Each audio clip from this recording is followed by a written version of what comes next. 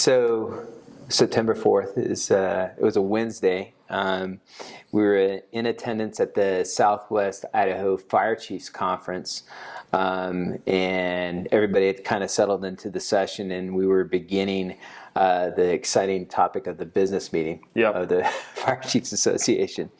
I was sitting at a table that was kind of to the left of the table where the Nampa Fire Department was sitting. I remember Tom Wright, Chief Wright, came in a little bit after the session started. And that's about all I recall that. I was engaged in the meeting. Noticed somebody stood up and left the room, but I didn't know who it was that had left the room. My next recollection of the day was there was a self-closing kind of fire door in the conference room behind me that opened and then closed, and I heard what I thought was obstructed breathing, like snoring. And first thought was in my head, well, door open and shut, somebody's out there. I didn't know that we had a diabetic in the group or somebody with a seizure disorder. And then I noticed Chief Chris King stood up from the table and went out in the hallway, and then came back through the door. And I don't remember the exact words. It was like, "We need help." Stood up from the table, went out the door, and then what I saw was Chief Wright lying in the doorway, head away from me, feet towards me.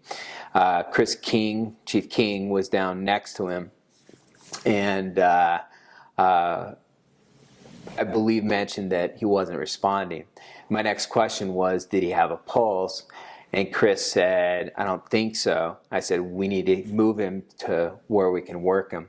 So we moved him further out into the hallway, and then Chief King began compressions on Chief Wright.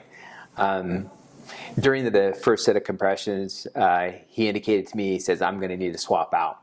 I don't know that I'm going to make it to full cycle." I was like, "I got you whenever you're ready." And then when he was ready to switch, I hopped in on compressions. One of the things I will mention is that we've been doing the RQI with the quarterly skills checks, and I had just finished mine because I got an annoying reminder in my email that it was time. I had just done those prior to coming up to the conference, so I felt pretty good about my CPR skills. But it was a different experience doing CPR on somebody that you know, work closely with, and consider a friend. So, and that's where the rest of my time was spent, was on or near the chest. Yeah, so for me, if you can imagine, the room was probably about, it had, I think, the equivalent of about 10 circular tables in it that each had 8 to 10 chairs around them. So there was somewhere between 30 and 40 of us attending the Southwest Idaho Fire Chiefs Conference. And like you said, we were just starting the meeting, the business purposes. So it was, I mean, there was a lot of attentiveness. It wasn't like this really high-end topic, but it was just talking about the business situation of the Southwest Idaho Fire Chiefs Conference. And what I remember, because I was actually sitting 1 or 2 tables in front of them, so I don't remember hearing or seeing Tom come in late. And what cued many of us was, and maybe it was Chief King from Nampa, but a door open. I do remember a door open and somebody saying, "We need help." And I don't know if it was Chief King or if it was a vendor who had walked and was in the hallway. So the interesting thing, you said you had heard obstructive breathing. I had heard what I thought was a mechanical issue with, I thought somebody was saying there with the elevator was having issues. And so I was hearing this kind of like a weird humming sound. Turned out that Chief Wright was actually seizing. When the door opened, I could actually see then somebody was seizing. The door shut again, the door opened again, and the next thing I know, CPR is started. So like everybody, I think we all get up off our seats and see that CPR is happening right away. And I remember kind of looking you in the eyes. We've looked at each other in the eyes in many, many calls over the course of our career. And I remember asking you, do we have an AED? And you said, I have one in my car, but my hands are, I can't get to my keys. And I had actually, I had my AED in my car with me. I think a divine piece of that was 15 minutes earlier, I had come down from my hotel room and changed my shoes to a more of a dressy shoe, if you will, to meet this just the casual look. And I had the keys in my pocket as well. And so I made the 100-yard dash quickly out to my car, grabbed the AED and came back. I also grabbed my jump bag as well, so I had a BVM with me. We really didn't need it though. No. So I remember handing the AED off because I was preparing some BVM and some other equipment. Handed off, I believe, to Chief Freeman from Boise. You were obviously really doing rockstar CPR along with Chief King, and the AED called for a shock, and we shocked once. And it wasn't about 45 seconds later that he started pulling the BVM off of his face and was complaining about his chest hurting, appropriately so, through the rockstar CPR that you guys were doing. But yeah, talk to me about doing CPR on somebody that you know and really consider a friend. Yeah, the first thing is, really the training kicks in. Yep. I know that I am going to displace cartilage. I know that I might pop a rib or two. I know that I might fracture a rib or two. And I know I like this guy. Mm-hmm. I'm going to do it anyway because I care about this guy, or anybody, but especially Tom.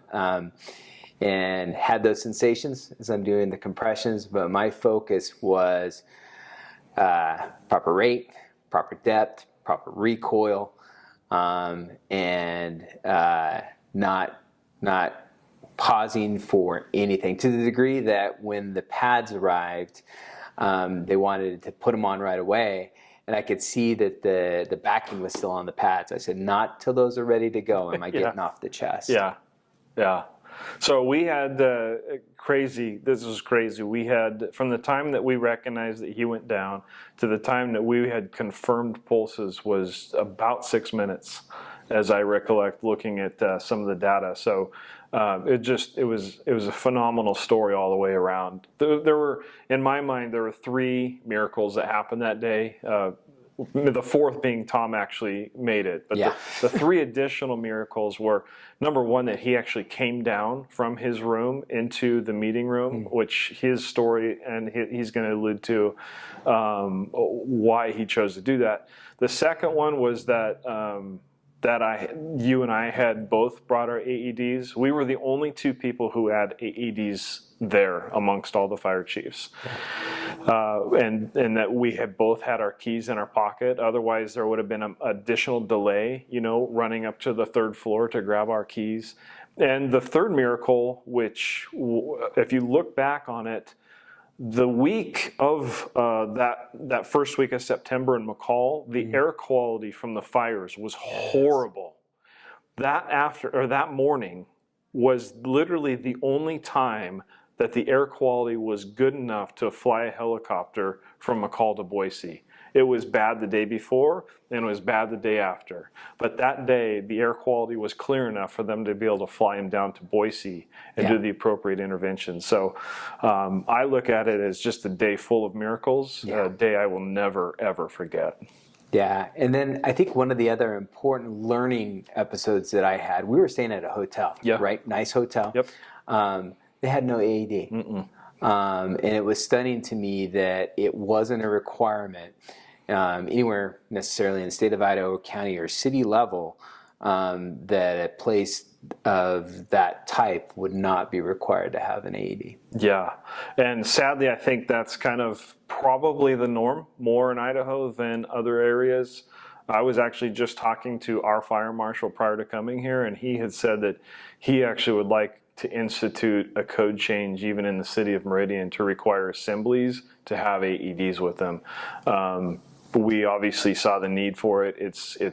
It needs to happen, but more so, I think this is a true testament of good, high-quality CPR and quick access to AEDs. Yeah, and JD, you and I have been paramedics for a long time, really long time. I'm not going to disclose how long.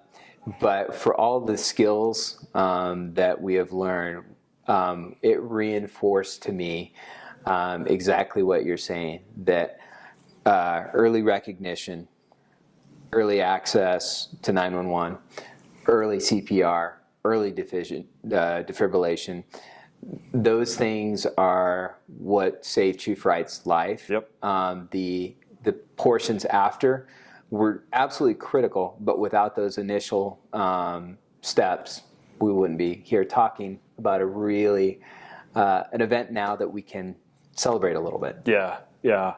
I think looking back, what was interesting is there was 30 to 40 fire chiefs in the room. Most of us had experience as paramedics in the field prior to becoming administrators, and there was a lot of chiefs and cooks, chefs in the kitchen, if you will. And why don't you hit on what the paramedic from McCall Fire said when she walked in the room, which was classic. I wish I could remember her name. So as you might imagine, chiefs are everywhere saying that we need to get IV access, we need to get a 12 EKG, we need to get transport, all this stuff.